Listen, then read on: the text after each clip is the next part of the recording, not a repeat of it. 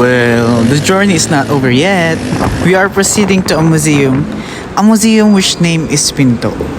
If you are fond of museums, learn history, dine out and enjoy the scenery and fresh air, then this place is for you.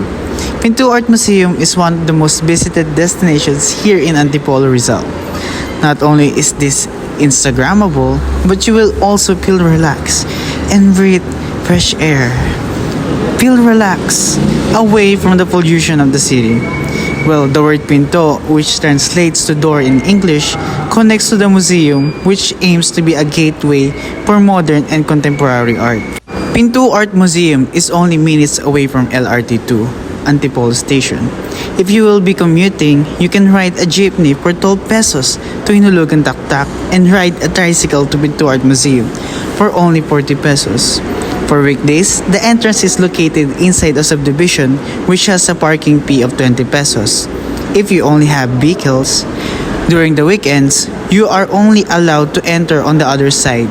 Upon entering, you will need to pay the entrance fee, which is 250 for adults, 200 for senior citizens or PWD, and 125 for students with valid student ID. The entrance is free for kids below 3 years old. As you can see before, we are showing our school ID for a discount. If you forgot to bring yours, you can just show a picture for proof. Make sure to be fully vaccinated. After paying, they will give you a ticket and a map of the whole museum so you won't get lost while roaming around. The museum is big. It includes a pool, chapel, some restaurants and an amphitheater, and 7 galleries which contains different arts. Pinto Art Museum contains a massive yet well-curated collection of modern paintings, sculptures, and art installations. The first gallery seems devoted to more traditional art pieces with paintings depicting idyllic scenes from daily life in the Philippines. The second gallery had more experimental mixed media pieces with some installations similar to those I've been displayed in Baguio's Bencab Museum. Gallery 3 had some really interesting war sculptures. The fourth gallery and the fifth gallery seems to contain modern and abstract art pieces that I won't pretend to understand. And since we're not really an art critic, but I think most people can appreciate the interesting art pieces here. In the 6th and 7th gallery has some very interesting and unique types of art. The museum also showcases the Museum of Indigenous Arts. It contains functional and ritual objects, textiles, jewelry, and other beautiful indigenous artwork. After a very long walk around the museum, refresh and reveal your energy in their cafes. Cafe Dionysus is a newly launched cafe located at the roof deck of the Pinto Art Academy. The cafe is managed by Everyday Foods, specializes in brunch, breakfast, and sandwiches. Items on the menu include beef tapo rice bowls for 100 pesos, carbonara truffle 390, and more. There is also another cafe that they offer is Cafe Rizal, which is adorned with various Jose Rizal memorabilia. It serves various local and international cuisines in a charming and romantic ambience. Dishes like the Cinco de Mayo pizza, Callos, mozzarella sticks are definitely a must-try.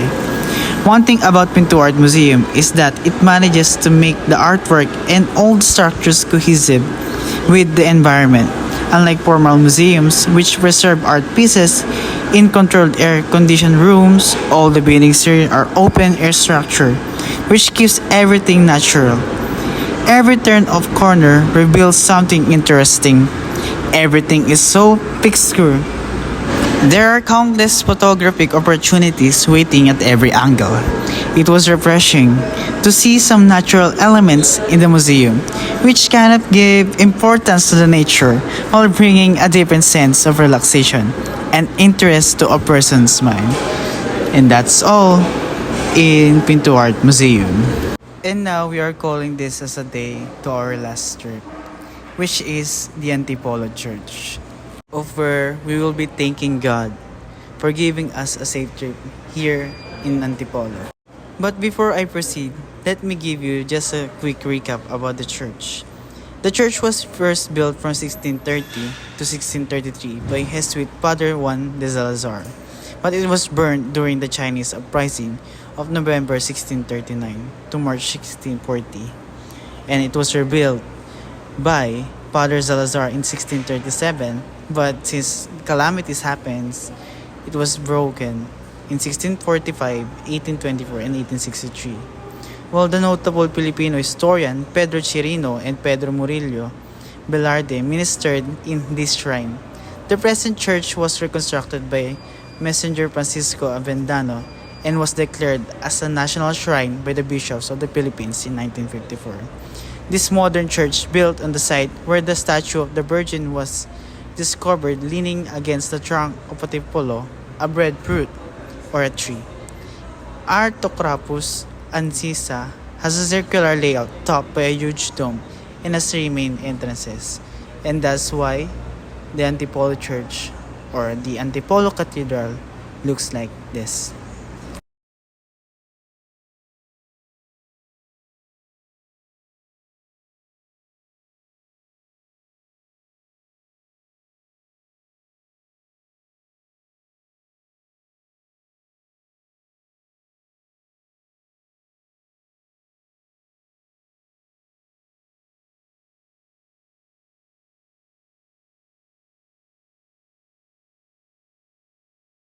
Antipolo Cathedral has been the center of Antipolo, where it became a tourist spot for people who wants to visit and at the same time be praised by God. And there's more. The Antipolo Church has some unique features like this one. Their lounge, over we can see here.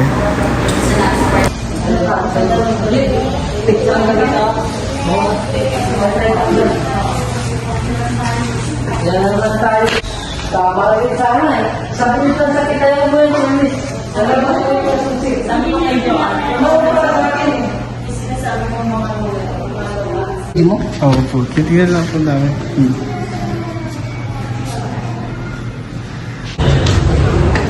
And on the side of the church, there is a souvenir shop where you can buy Bibles, rosaries, prayer books, scapulars, cross, necklaces, and some Santo Niños, and etc.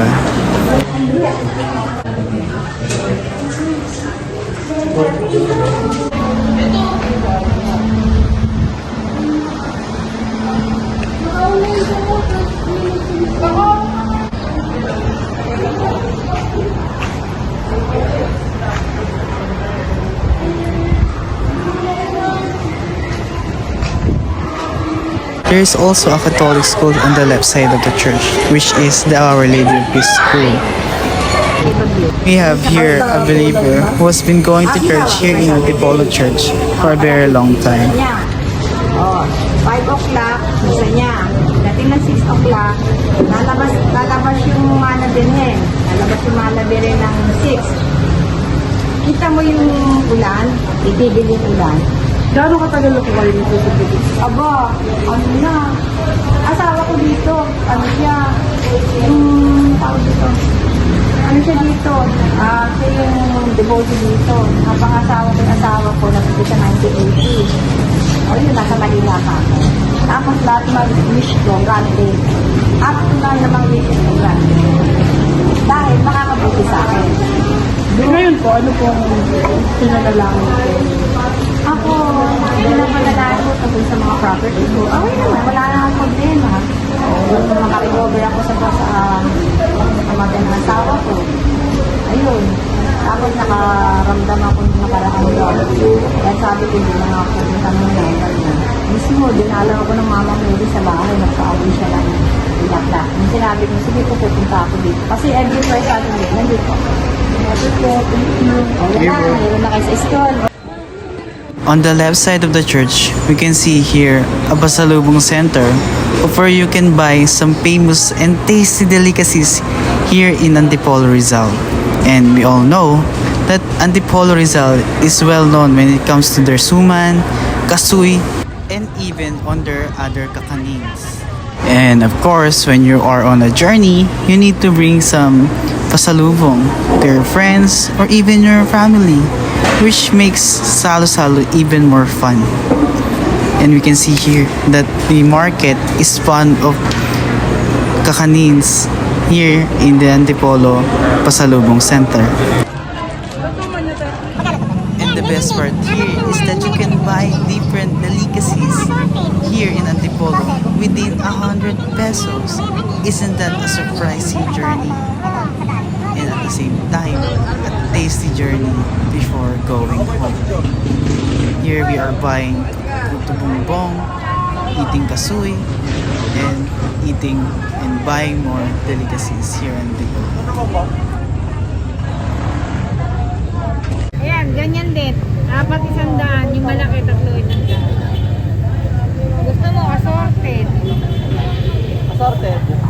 Gusto mo, isa nito, isa yan, yan. O kaya mani. Para, Pwede ba ito, sandaan? o, sandaan.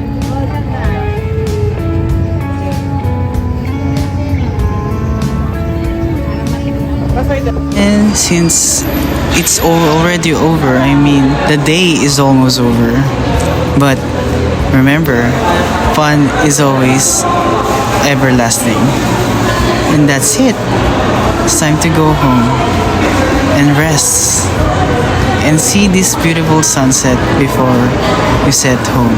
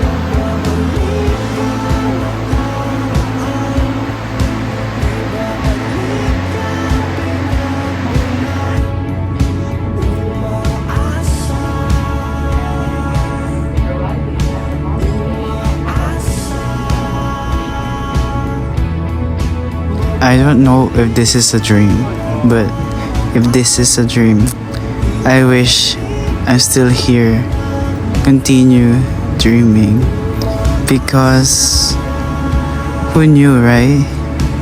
Who knew that this day would end? And I'm kind of sleepy.